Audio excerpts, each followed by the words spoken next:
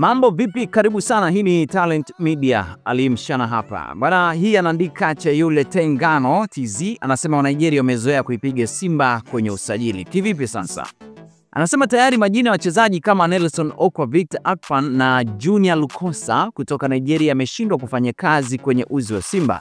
Na sasa anaongezeka tena Augustine Okejafa, kiungo asili wa ulinzi aliyesajiliwa kutoka Rivers United msimu uliopita.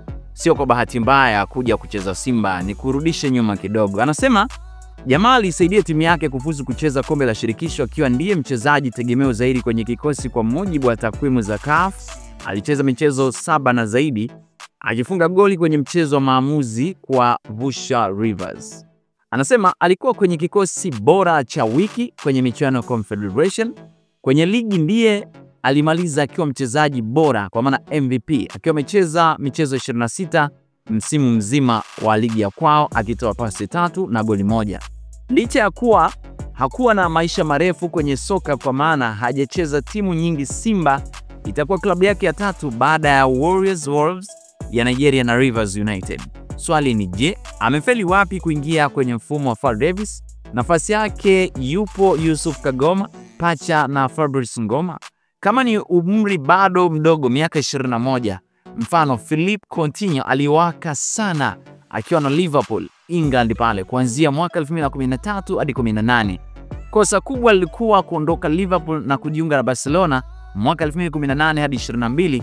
Alinunuliwa kwa ada kubwa sana, euro milioni 135 na zaidi, lakini alishindwa kung'aa.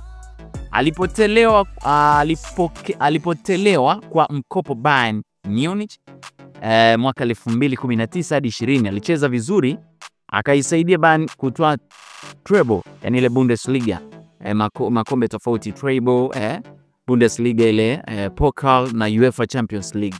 Lakini huwa inatokea sababu kama kushindwa kuingia kwenye mfumo wa mwalimu, kuathirika kisaikolojia, ukosefu wa kujiamini na kadhalika. Pia sijui kwa Okejafa ana shida gani. Hayo ni maneno ambayo ameandika mmoja kati ya wadau wa michezo, anaitwa Cheyole Tengano, Cheyole Tengano TZ.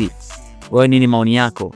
Na tumesikia kwamba inabidi Simba umwache ili waweze kufanya maingizo mengine kama ripoti ya mwalimu inavyosema kwamba huenda ikawa watahitajika wachezaji wa kigeni 2 na mzao mmoja, ikiwemo pia striker. Sasa hizo ni taarifa kama tetesi tu, ila mimi kazi yangu ni kuku-updateisha na kukupa habari pia. Hii ni Talent Media, Talent TV, langu jina Ali Swale Mshana. Instagram natumia Mshana OG. Bye bye.